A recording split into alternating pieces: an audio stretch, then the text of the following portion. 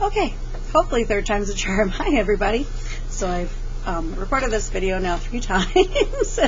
I'm trying to figure this out. I apologize. I have this new camera and mic and everything hooked up to my computer, and I'm trying to figure out how to use it so I can push out videos to you easier than how I was doing them remotely from March to June. So please bear with me. I apologize. So I'd like you to get the story that I sent home with you. It's called Thank You Ma'am by Langston Hughes, and I want to use that story to help with introducing the Notice and Note signpost to you. We're going to start with the first one, Contrasts and Contradictions. So authors put in their writing things on purpose. They don't just throw stuff in there willy-nilly. There's a reason for how they write what they write. There's a reason for why they include different things in their writing, and it all leads to an overreaching theme of the book or the story that they're trying to tell. And to get there, they leave little breadcrumbs along the way. And these breadcrumbs are called signposts. They're kind of helping you navigate through their story. And the first one we're going to talk about is called Contrasts and Contradictions. And this is when a character says or does something that's opposite. And when they're talking about opposite, they're talking about it contradicts what he or she has been doing or saying all along, or what you know someone to normally do. And then when you see this happening, when you see a character doing something that contradicts what you know of them as a character, or what you know of people, then you're going to stop and you're going to ask yourself a question. You're going to ask yourself, why is the character doing or saying this, or why would the character act or feel this way? Okay? And the reason we're asking these questions is because the answer to the question could help you make a prediction or an inference about the plot and the conflict in the story. And these things will all add up to helping you figure out what is the theme. Why did the author write this story? Why did the author write this book? What lesson did they want to teach me? What was the meaning, or what was the reasoning behind this book? So I'm going to read to you Thank You Ma'am by Langston Hughes, and I would like you to follow along. And if we were in the classroom, I would have you stop and turn and talk with a partner, but we're not going to be, it's hard to do that virtually. So I'm just going to let you kind of in on what my thinking is while I'm reading this, the different points to stop and notice when there's a contrast or a contradiction within the story. And I'm just going to talk you through it. So that way, hopefully, you'll be able to do this when you get to your own reading. So we're going to start with Thank You Ma'am by Langston Hughes. She was a large woman with a large purse that had everything in it but a hammer and nails. It had a long strap, and she carried it slung across her shoulder. It was about 11 o'clock at night, dark, and she was walking alone, when a boy ran up behind her and tried to snatch her purse. The strap broke with the sudden single tug the boy gave it from behind. But the boy's weight and the weight of the purse combined caused him to lose his balance. Instead of taking off full blast, as he had hoped, the boy fell on his back on the sidewalk, and his legs flew up. The large woman simply turned around and kicked him right square in his blue-jeaned sitter. Then she reached down, picked the boy up by his shirt front, and shook him until his teeth rattled. After that, the woman said, "Pick up my pocketbook, boy, and give it here." She still held him tightly, but she bent down enough to permit him to stoop and pick up her purse. Then she said, "Now ain't you ashamed of yourself?" Firmly gripped by his shirt front, the boy said, "Yes'm." The woman said, "What do you want it for? What do you want to do it for?"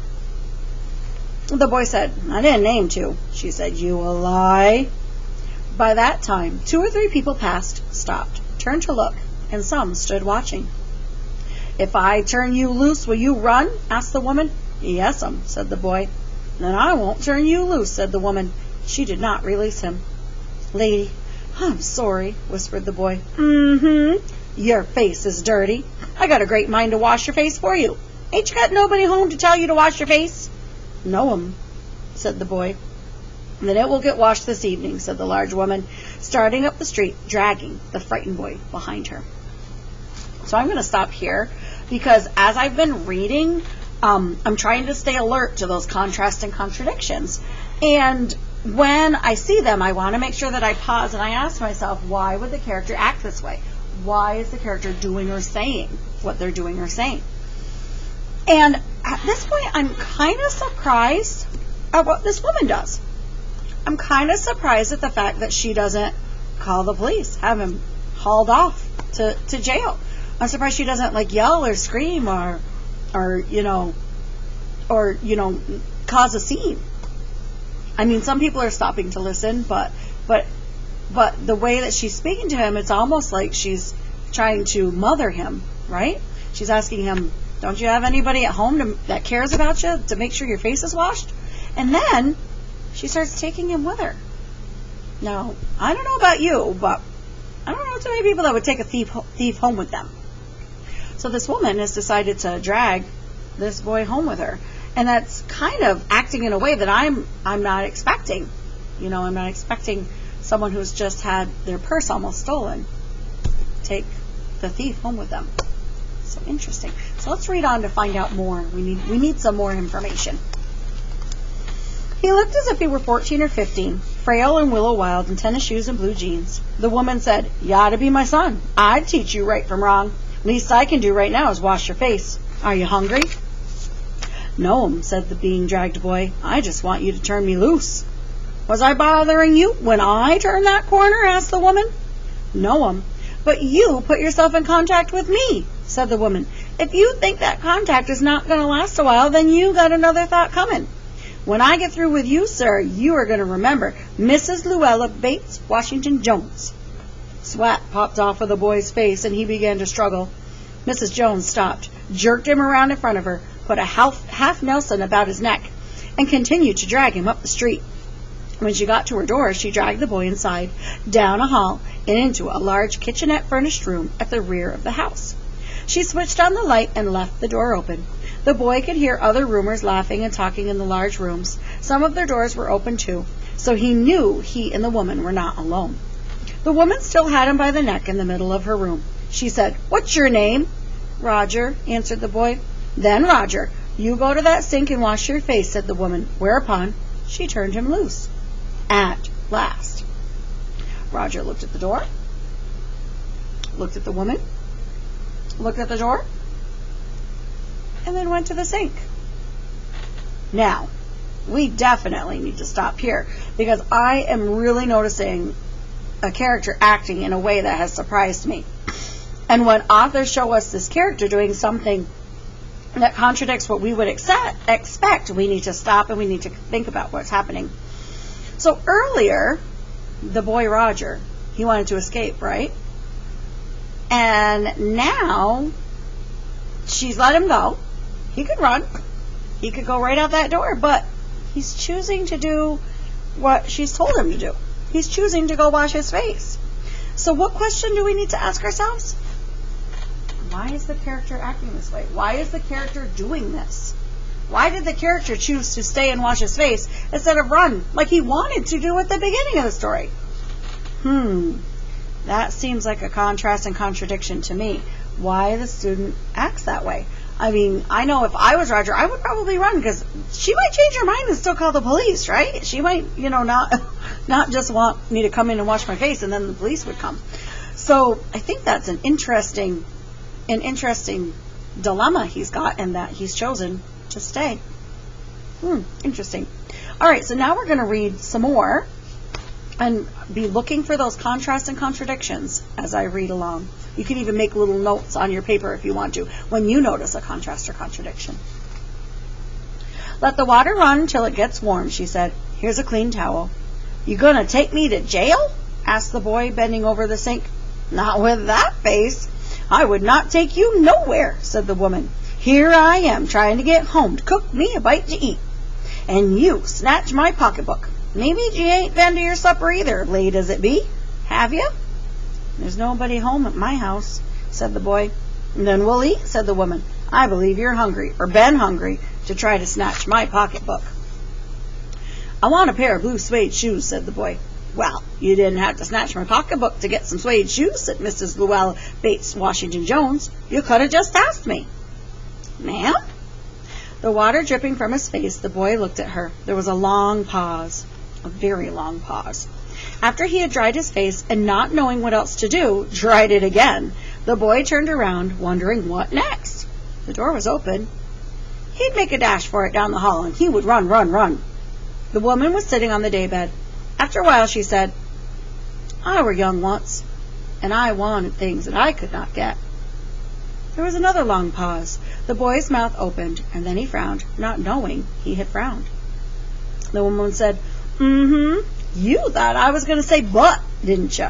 You thought I was going to say, but I didn't snatch people's pocketbooks. Well, I wasn't going to say that." Pause. Silence. "I've done things too which I would not tell you, son, neither tell God if he didn't already know. Everybody's got something in common. Sit you down while I fix us something to eat. You might run that comb through your hair so you'll look presentable." So here's another important place to stop, because I have noticed several contrasts and contradictions, and I'm sure you did too when I was reading and you were following along. So let's think about those. Let's think about this conversation that Roger and Mrs. Jones are having. Roger does think about running, right? He does think about running again. But he ends up telling her that what he wanted, why he was trying to steal her purse, because he wants a pair of blue suede shoes. And Mrs. Jones, she confides in him that she was young once, and she wanted things that she couldn't have. And she might have done things that she probably shouldn't have done, right? She's not going to tell him exactly what she did, but she did tell him, "I've done things too that I'm not proud of, that I probably shouldn't have done." So it's interesting. Usually you don't hear adults admit to children, right, when they have done wrong. Instead, when they try to teach them a lesson, they try to tell them what they should do and what they shouldn't do. She instead is trying to show him, "Listen, I've made my mistakes too, but look at how I am. Look at how I am now. I'm trying to give you a little insight into my world," is what she's trying to tell him.